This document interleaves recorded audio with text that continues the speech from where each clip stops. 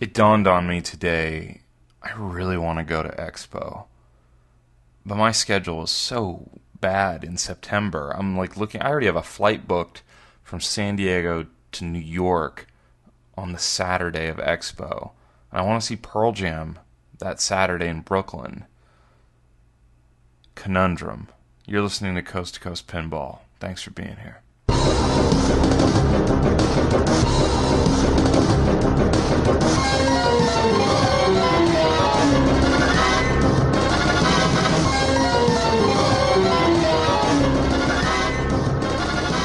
Thanks for listening. This is Coast to Coast Pinball, episode number 9. This is Nate Shivers.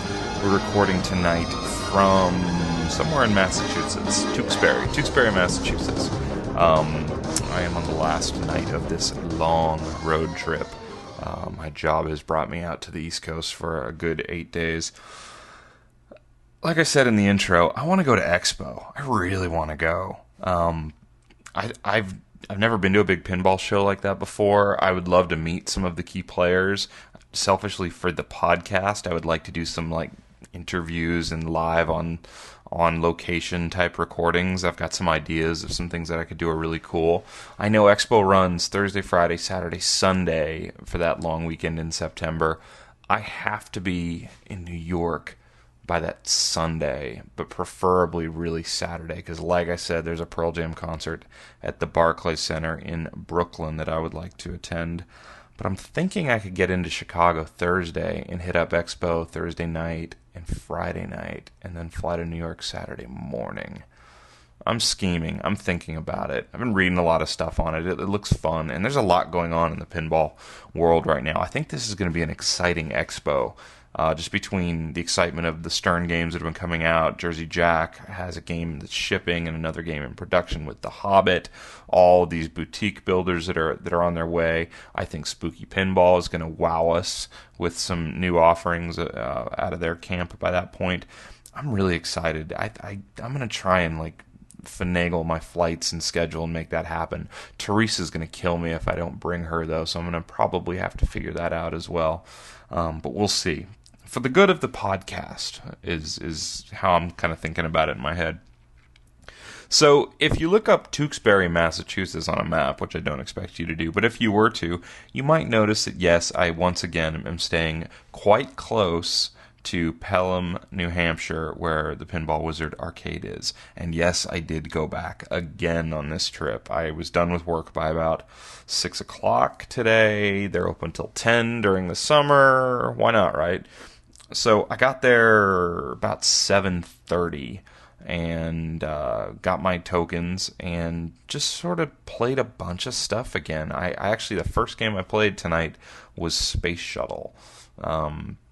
It is what it is. Those older solid state games all sort of have a feel to them. I played Space Invaders as well. I played Black Knight and Black Knight 2000, which are right next to each other. Actually, I had a good game on Black Knight 2000. I kept that going a long time. I played a bunch more Champion Pub tonight. I actually got through 4 fights. I could not get the 5th done. That game is set up so incredibly hard there at the Pinball Wizard, as are a lot of their games. A lot of their games, outlanes are just wide open. They've got the outlane posts moved up as high as they can on the sides of many of the games, so that if the ball even gets near the sides, you're done. The Doctor Who there is the same way. Their Shadow that I mentioned in episode 8 that was not working and turned off was back up and running tonight, and I played it. Works great. I would really like that game. I just think the double flipper button thing where you can control the 2 separate ramps is just one of the neatest little features on a pinball game. I know that people don't like the back glass with Alec Baldwin staring at you. I don't think it's that horrible, and I think there's some pretty cool alternate things you could do up there.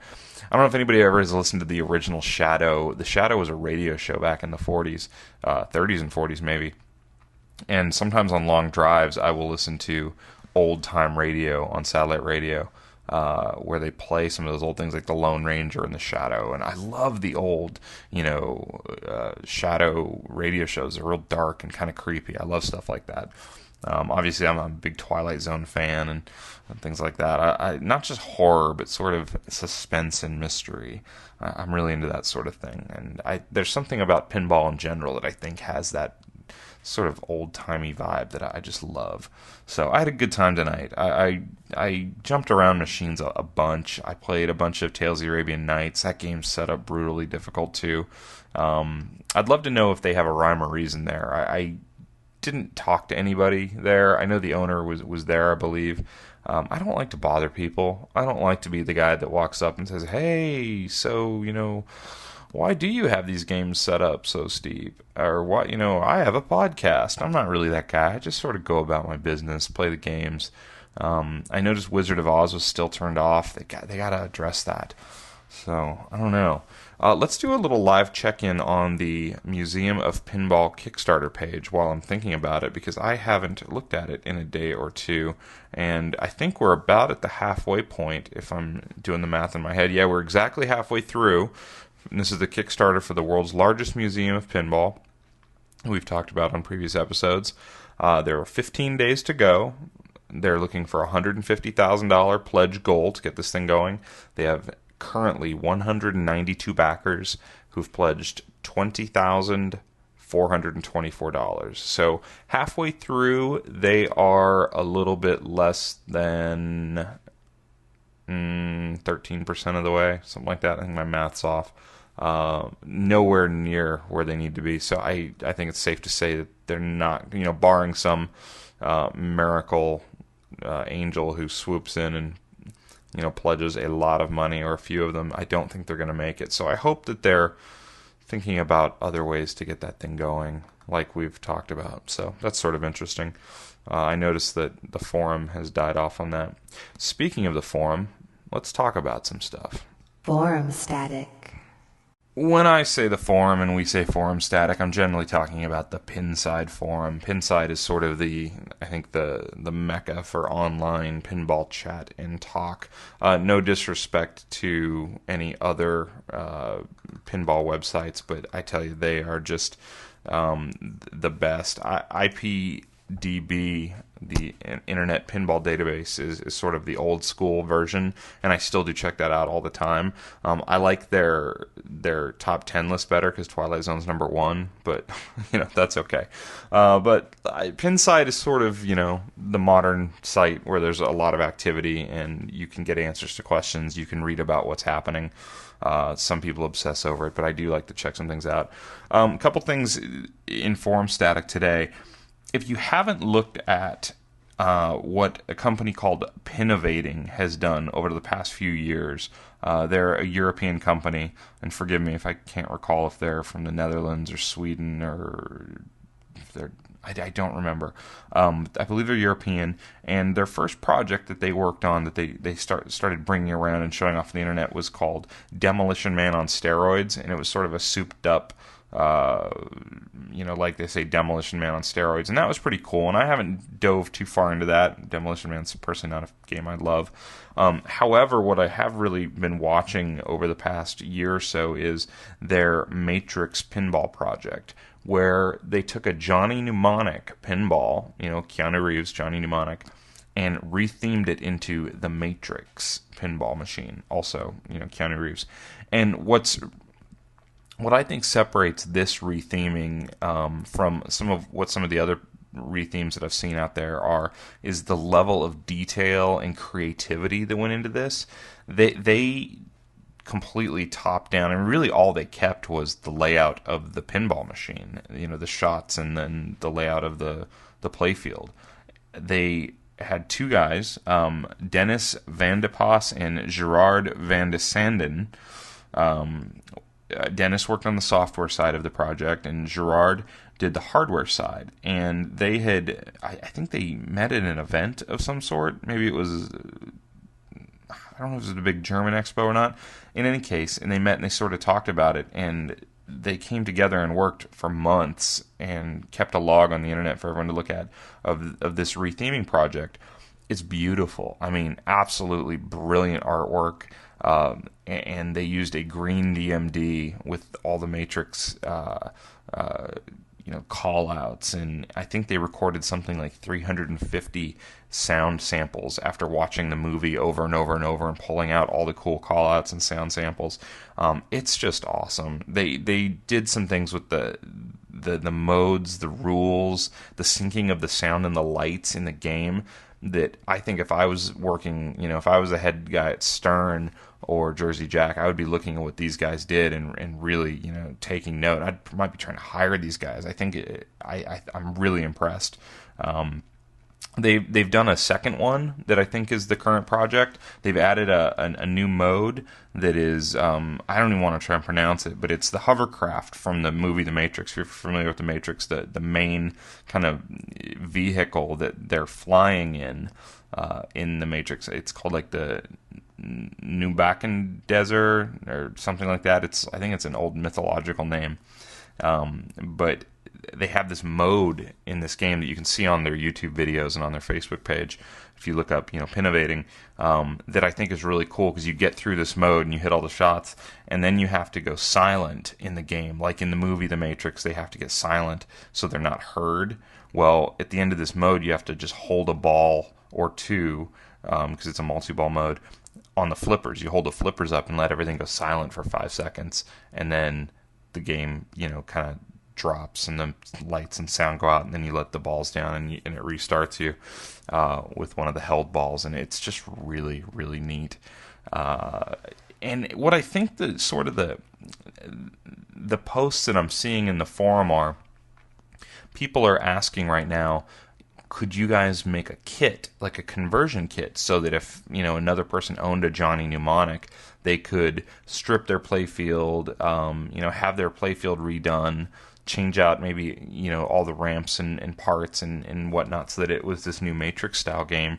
Have a decal set made up so you could apply a decal set. Now this wouldn't be sort of a plug and play type of kit, because we're talking about redoing a playfield, but it's the type of thing that somebody could take a Johnny Mnemonic game, which a lot of people love the play of that game and love the feel and like the layout a lot, but just hate the theme and hate the Keanu Reeves screen printed on the playfield, and some of the call-outs are really bad in that game. But it's a really fun game, a fast game. But you could change it into this Matrix game with just the awesome artwork, the great green colors. And so a lot of people are asking, could you guys, do a kit? Could you do a kit? And they sort of put it off and just said, wait till Expo. We have some things to show you. So I gotta say, that's not helping me and my desire to go to Expo when I hear things like that. I would love to play the Matrix pinball machine that the Pinnovating guys have put together. So please, go look that up on the forum or on the internet. If you're on Facebook, just look for Pinnovating, Pinnovating, and check that out. I think that's really neat. More forum static. There's a post that's going on right now that's starting to pick up some steam, that's asking, how about a Game of Thrones or a Walking Dead pinball machine? Like, which theme would you prefer?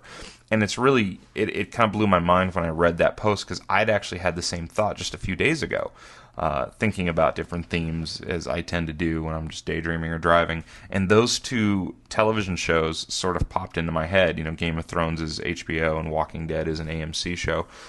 Game of Thrones, of course, is a sort of fictitious medieval world created by, I forget the writer's name. That's so bad. Teresa Kilmick, she was reading all the books. But it's a super, super deep set of books that HBO is turning into this just epic, show.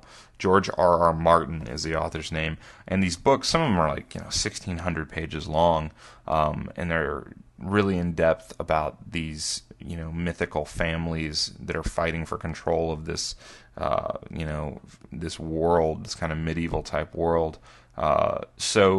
And then Walking Dead's obviously, zombie apocalypse. And I was thinking about both these themes, and I don't think either one of these would be, as much as I love the shows, I don't think either one of these would be a great pinball theme.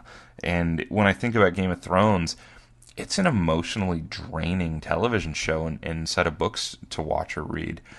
They kill off main characters just out of the blue sometimes, or maybe not. If not out of the blue, you can't believe they're going to kill the main characters in the show who you love and you're rooting for. They die, It's depressing. There's not a lot of humor on this show. There might be a few jokes here and there, but there's no real like lines of humor that I think you could draw from if you're trying to design a pinball machine. It's, it would be like doing a really dark, depressing, evil version of Medieval Madness. One of the reasons Medieval Madness, I think, works for so many people is you've got this medieval theme, but you've got all this humor, and you've got jokes and sort of a lighthearted approach, and the characters of the kings that you're trying to, destroy their castles. It's funny. There's nothing funny about Game of Thrones. Like, there's incest, there's just murder, and it's bad. I don't think that would be a great theme, even though I think it would be so incredibly smart for Stern or a pinball maker to sort of see the value that people have placed on Medieval Madness and either do a Medieval Madness 2. I don't know if you can do that. I think somebody owns the rights to it, or some sort of takeoff of that and use that as a starting ground, because if those games are selling for $13,000, $14,000, $15,000, I think if you could get a $5,000 game out that had a lot of the same ideas and concepts, you'd at least have a start. I think you'd be I think that would be a better spot than to pay a bunch of money for a theme like I don't know what's one of the weaker themes. I mean, obviously I can think back to like Wheel of Fortune and things like that. It's like if I'm at Stern and I'm choosing to do, Wheel of Fortune as a theme, or I don't know, even I think you'd be better off than some of the comic book characters at this point, because we've sort of seen that and done that. Go back, do the medieval theme. I think that'd be cool. As far as Walking Dead, I thought that was the answer to the question of which two would be better, but I don't think Walking Dead would be much better either. Walking Dead is the dark, dark take on zombies. It's like the realistic take on zombies. I mean, it also has deaths of main characters. It has main characters having to kill their best friends. It has main characters' wives giving birth and dying and being eaten by zombies, and then coming back to life, and the son has to kill the mom. I mean, spoiler alert, sorry if you haven't watched the shows, but also very dark. Not a lot of humor there either. I don't think that Walking Dead is cool. As cool as I think they can make it look, it's pretty gruesome. And I think there needs to be a little bit of humor in there, a little bit of lightheartedness. I think that's why Spooky Pinball's, pinball zombies from Beyond the Grave is kind of spot on, because A, they didn't have to pay a licensing theme for it. B, they have total creative control. And C, they can make it funny. They can make it have personality and character. They aren't tied to a television show. Now, the argument with The Walking Dead is, the show is based off of a graphic novel, loosely. And as the show gets more deep into being a show, I think they cut off more and more away from the graphic novel. But at least you are based on some sort of like comic style, graphic novel approach. I still don't think, though, that would be a great route, but it's a good argument. Definitely something that I was thinking about. So I started to think, are there any current TV shows that would make a really good pinball theme? And I watched Dexter, love Dexter. It's winding down right now. Again, dark, not really good, too blood oriented. I don't think we need a real bloody pinball machine. Breaking Bad, what are you gonna do? A machine about making a meth lab? I don't think that really works or plays. They did Sopranos. I don't love that game, but they kind of took the funny aspects, some of the stereotypical Jersey Italian mobster things. They kind of over-accentuated that for the pinball machine. That worked okay, I suppose. But I think the answer, whether or not you like the show, doesn't matter. I think you could make a really killer game out of True Blood. HBO's show, The Zombie Show, which is based off the series of novels, which I believe are called the Southern Vampire Chronicles, the Sookie Stackhouse series. True Blood is a great mix of this crazy, fantastic world, vampires, werewolves, shifters, fairies. You have hot girls, which is always a good thing on pinball machines. and you have a lot of humor. There's that show has its tongue firmly placed in its cheek. The main character is a woman, which I think is really cool. I think that's a good thing. And I think you could make an awesome game. There's plenty of like larger than life characters in that show that you could play up and have modes based around. You can have this whole vampires versus werewolves versus shifters and fairies. I think it's probably already been talked about, and very well we could see that happen. I think it'd almost be a shame not to at this point. That show's sort of at its height right now. I think we're 6 or 7 seasons into it, so there's plenty of staying power. A lot of people watch it. I think a lot of women watch it too, which anytime we can sort of appeal to the fairer sex, I think is a good thing. So, I don't know, I'd love to hear what you think. If True Blood would be a game you'd be interested in at least seeing what they could do. And obviously, theme only goes so far, still gotta have a good game. So that's kind of my thought on television themes right now.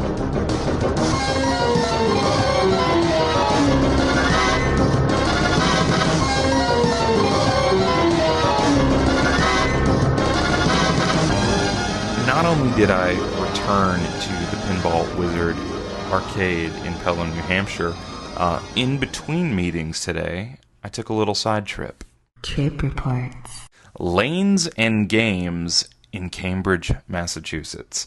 I was working right in the area today with one of my biggest accounts in Lexington, and I knew when I had a little break in between meetings that Lanes and Games was there, so I beelined it over there. Lanes and Games is what you probably expect. Lanes meaning bowling alley, Games meaning an arcade, so it's a bowling alley with an arcade in it. It's on Route 2, Concord Turnpike. This is like west of Boston, so this is definitely for the Boston locals out there. I was really excited because I knew, based on some things I'd heard, that this was a game room filled with mostly newer machines that were all in really good shape. The game room certainly didn't disappoint. Let me run down their current list of titles for you if you're interested here. They do have an Addams Family, so that's kind of their classic game. They have a Simpsons Pinball Party, Tron, AC/DC Premium Edition, Iron Man, one of the more rare kind of Stern games recently that people are kind of looking for, X-Men Wolverine Limited Edition, Spider-Man, an Avengers Hulk LE, and then a newly added Metallica Pro. Very cool room. The games were all in top-notch condition. I didn't see anything wrong with any of the games. No bulbs out, no dirty play fields. The rubber was clean on all of them.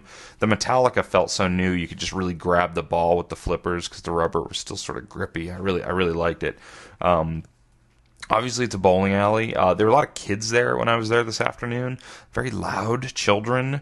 I do hate to see children running up to brand new Metallica pinball machines and just grabbing the shooter, the plunger handle, and just like pulling and yanking on it. It's like, watch your children, people. I've come to the realization, and that I can firmly tell you that the most annoying sound on the planet when you've gotten really far into the Simpsons Pinball Party, a game you're normally horrible at, is the sound of air hockey pucks clinking back and forth and 2 kids screaming about it. That's really rough. They also had one of those old school domed hockey games where it's like a dome with a hockey rink in it, and you push and pull the little guys with levers and shoot the hockey things. And there were these 2 guys, probably like my age, late 20s, early 30s, who were just losing their mind over this game, screaming at the top of their lungs. I don't know. I didn't get that, but whatever. I did play a lot of the games. In fact, I played every game there except for Spider-Man. I think I didn't play Addams Family. I didn't play Spider-Man. I played those a bunch recently. So this was a great chance for me to sort of A/B AC/DC versus Metallica. Now, granted, this was an AC/DC limited edition with the lower playfield and the awesome light show versus a Metallica Pro, which is missing a few of the toys, missing the hammer, missing, I think, the animated snake and a couple other things, the Rising Cross or whatever. Although I got to say the Metallica Pro still feels totally full-featured. So I played them both a bunch, and I had forgotten how much I love AC/DC. I got to tell you, that game is so fun. It's so fast.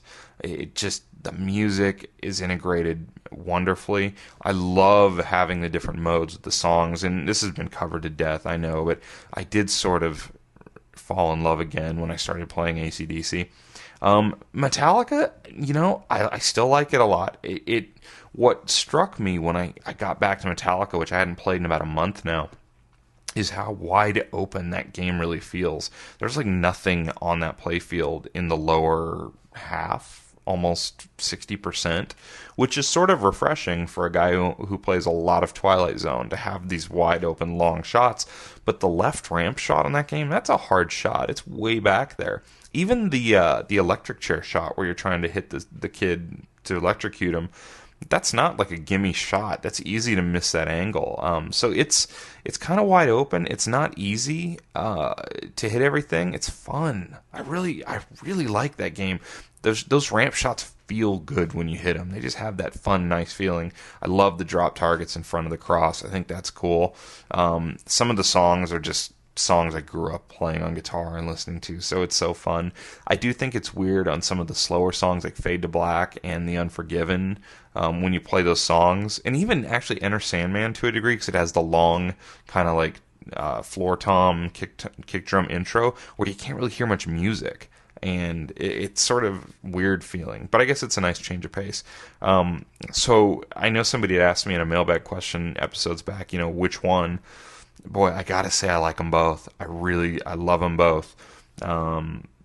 Next to Metallica was their Hulk LE, so me being a certified card-carrying Avengers hater, I decided I'd play that again. I gotta tell you, I stand by what I've said before. Clunky feeling, the shots don't feel good. Driving me insane to watch that ball set into the little target, hit the H in the Hulk drop downs, and then just sort of like dribble down the back of the rest of those drop down targets. Like, I hate that design. That little bit of the Avengers just drives me nuts.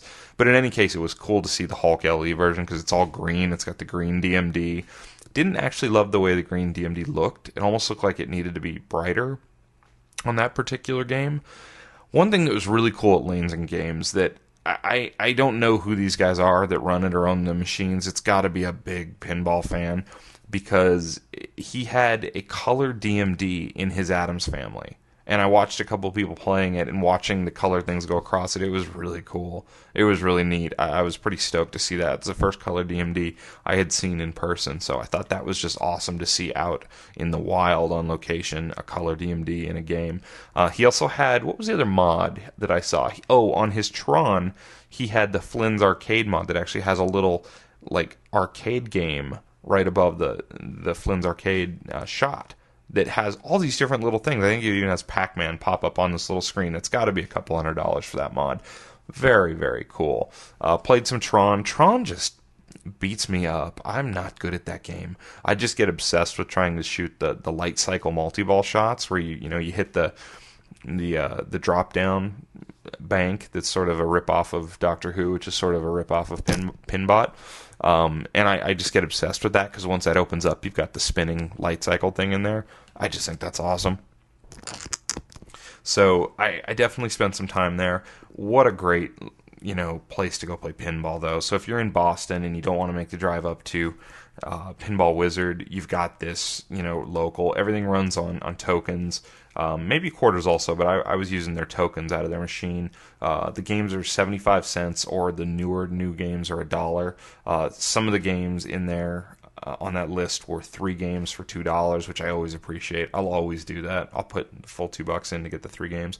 I love that. They gave you bonus tokens at the $10 and $20 levels, so you could actually get a little more than a quarter. A little more than 1 token per quarter, which is also nice. I like the value. I like to cram in a lot of playing. Very, very cool. If I could just silence some children here and there, I'd be even happier. But very thrilled to have that sort of in my work territory for future playing. So definitely go check out Lanes and Games.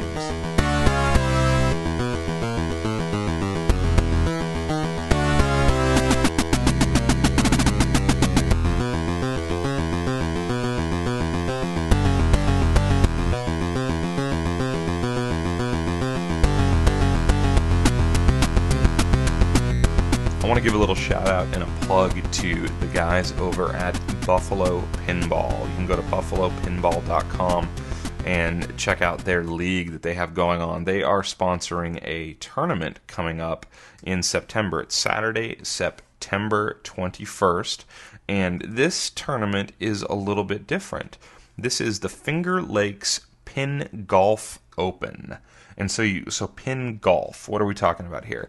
From what I can tell reading a little bit about it, they're going to have 18 different machines at this tournament, and each machine is going to be played sort of like a hole of golf, in that you will have a target or a goal to achieve on each game. And I don't know if that's a points-based thing where it's however long it takes to get the points, or I'm not exactly sure, but it sounds like a really neat format where you'll go through 18 different machines to accomplish a goal to kind of complete that hole. Like it's a golf game. I think that's pretty neat.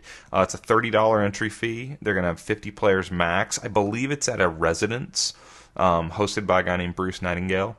If you go to buffalopinball.com, all the info's there. The list of games, though, that they're going to be having at this event is pretty awesome. Williams, Indiana Jones, Pirates of the Caribbean, Monster Bash, Elvira, a Pinball Magic, which is fairly rare, Guns N' Roses, Tales of the Arabian Nights, Whitewater, AC/DC, Iron Man, Johnny Mnemonic. So really cool set of games. So if you're in the area, and this actually will be taking place not in Buffalo, but in Bloomfield, New York, which is a little bit south of Rochester. Check them out, sign up, go support these guys. Great way to sort of meet your local pinheads, and I think it's the best way to sort of get into the hobby and find games at a deal, is to sort of if you're looking to buy games, is to get with a group of people and who know who you are and will think of you first when they go to sell a game, and that way you'll get the better deals offered to you, and you may be able to sell games easier that way also, and sell and buy from people you know and like. So if you're in that upstate central western New York kind of corner, this might be really cool. I would have loved to have headed out myself. I won't be able to make this one. They say it's endorsed by the IFPA, which is the International Flipper Pinball Association. So if you're part of that group, there will be points available for this tournament. So definitely check that out.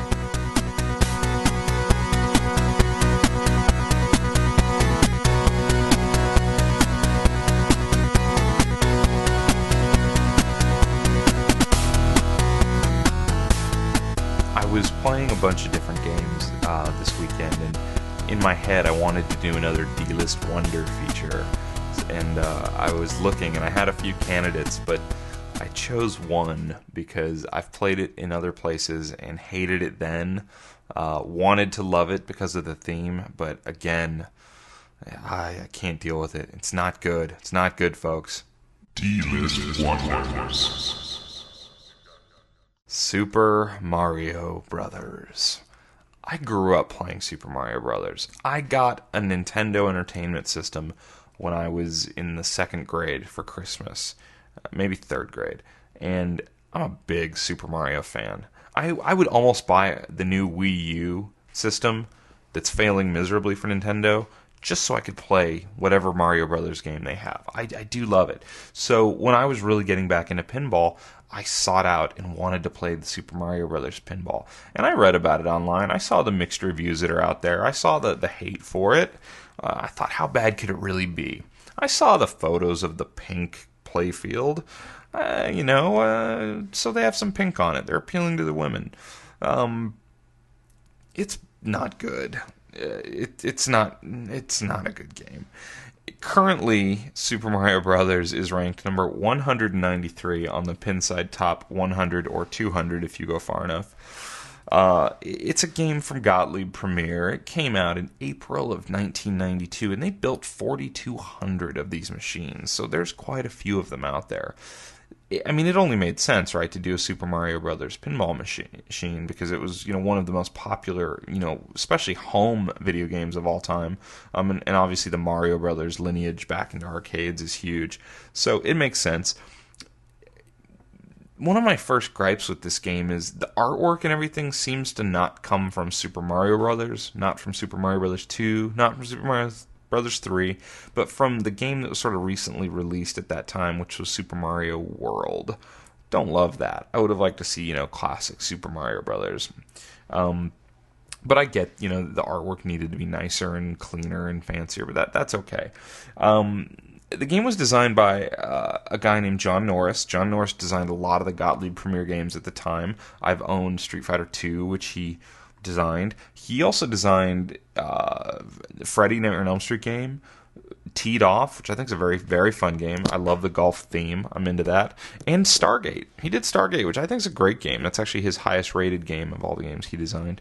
Looking at the game, the shots don't feel good. There's a mini playfield off the plunge that's up on top with a third flipper.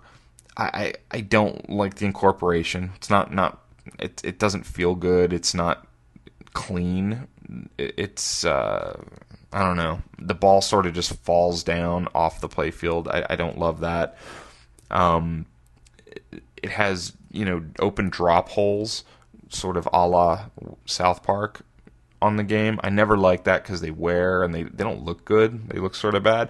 And I can see why they would do that, sort of with the theme with Super Mario Brothers having the green tubes and tunnels that he goes in. I get it. I don't really like the incorporation there. There's a giant plastic blue castle in the back of the playfield that rotates and spins. That's one of the main shots in the game, because if you hadn't already figured out what the goal of this game is, you're trying to save the princess, right? Isn't that what we're always trying to do? Save the princess? So you save the princess by becoming Super Mario, which I think is cool. You power up into Super Mario, which will actually put a little blocker piece up in between the flippers. It's sort of like as you're, if you played Super Mario Brothers, once you get the mushroom and you become Super Mario, you can get hit by one enemy and then just drop down to regular Mario. So this is sort of their version of that. I like that idea. That's not bad. Then you have to beat 7 castles to get to the princess and save the princess. It's okay. The modes and rules of this game aren't horrible. There's some stuff going on. There was some thought put into it. There's a 2 or 3 ball multi-ball mode. I think just one multi-ball mode. And you literally just have to hit 4 different shots in sequential order. And if you hit it as just regular Mario, having not gotten a mushroom power-up, then you get a 2-ball multi-ball. If you're Super Mario and you do it, you get the 3-ball multi-ball. It's okay. I played it enough to get to the multi-ball. It's all right. The game doesn't wear good. I never see these things in good shape. I don't know if that's just a Gottlieb thing from that era, but my Street Fighter II certainly didn't wear as poorly as most of these Super Mario Brothers that I see out there. Just really rough. There's a video mode on this. This is actually the first DMD pinball machine that Gottlieb did. And they actually put a little video mode in there that sort of simulates the original Super Mario Brothers end of the level sequence where Mario runs up the stairs and then to the flagpole. All you got to do is hold your flipper down all the way through and run, and you get points. It's pretty cheesy and simple. I would encourage you to be careful buying this game. I've seen them being sold with lots of little issues. That castle stops rotating a lot of times. I'm not going to hate on all Gottliebs from this era. I think some of those games are actually pretty good. Like I said, I think Teed Off is great. This game's not for me. I wish the team had done better. They actually released a separate game called Super Mario Brothers Mushroom World later that year in 1992. They only built, I think, less than 600 of them, like 520 of these things, and it was more of a redemption game. It was a shorter pinball machine. It wasn't full size. A lot of people that have played it, I've never played one, will tell you that it plays a little bit better than Super Mario Brothers, but it looks like it looks like a home version of a game to me or something. But they were trying to go for ticket redemption type stuff with that. One of the reasons I just find this game so poor is that when you look at when it came out, April 1992, it came out 1 month after the Addams Family. So if you're a pinball fan in 1992, and then 2 new games that come out into your arcade, you get the Addams Family and you get Super Mario Brothers. I mean, come on. I think High Speed 2 came out also right in that few month period. Later in 92, you had some little games like Creature from the Black Lagoon, Doctor Who, Fish Tales. So it's not like they couldn't make great games. And this game's not a great game. So there's my hate on Super Mario Brothers. Did I mention it has a bunch of pink on the playfield? Anyway, that's going to do it for episode 9 of Coast to Coast Pinball. I appreciate you guys listening. I'm going home tomorrow, which is going to be great. Get back to San Diego, play some local pinball there, love on my own games a little bit. Can't wait to see Teresa. Teresa's going to be back on the show soon enough. That'll be exciting. So, again, thanks for all the nice messages, either on Facebook or on Twitter or just the emails. You can always email me. My name is Nate. You can email me at coast2coastpinball@gmail.com. That's coast, the number 2, coastpinball@gmail.com. Find me on Twitter. It's at C2C Pinball. And, man, I really appreciate you listening. Thanks a lot. We'll talk to you soon.